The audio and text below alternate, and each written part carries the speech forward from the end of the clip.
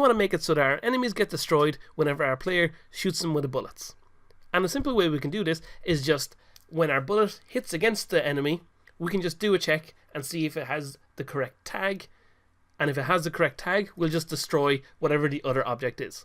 So the tag we'll use for our enemies themselves, and we'll actually just rename this one because at the moment it's got a big long name. We'll just say enemy 1, nice and simple. So if we scroll up in our inspector, we're going to go to our tags, and we're going to add a new tag, and the new tag we're going to use will be enemy.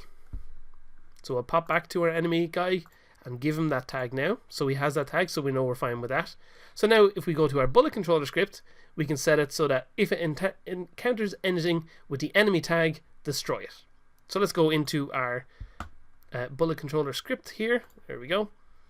And down here where we're on trigger entering and checking what things we run into, just below where we destroy our game object, it doesn't really matter if this comes before or after our destroy game object, but we can just add it in here and say if the other dot tag equals enemy,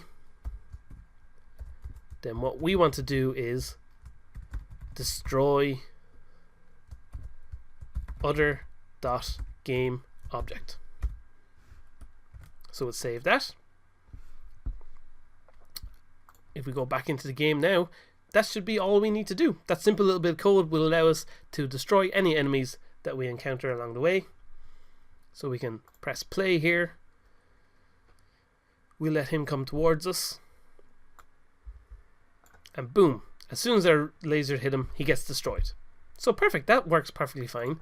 But let's just take a look about what happens if we don't let our enemy get destroyed. We just let him go down here, travel off the screen, and if I just pause the game here, we can see that our enemy's gone off the screen, but now he's still alive in our hierarchy and he's still moving off, and he'll be moving forever and ever. So much like we did with our bullets, as soon as they left the screen we destroyed them. We should probably do the same thing with our enemies that are moving down here. So we're going to go ahead and go into our basic movement script and say, okay, if this object has left the screen, so we're going to again call our void on became invisible, and we're again just going to say, okay, we've left the screen, so we don't need to be in use anymore, so just destroy this game object.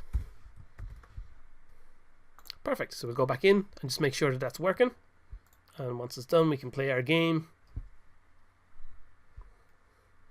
Now we can see our enemy goes down, we have our enemy 1 here, and boom, it's gone.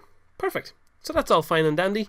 Let's go ahead and take a look at what we want to do next, which is, so it's fine, our enemy can move down the screen, but he's completely defenseless when our player arrives in here. So let's give our enemies the ability to fire back at our player.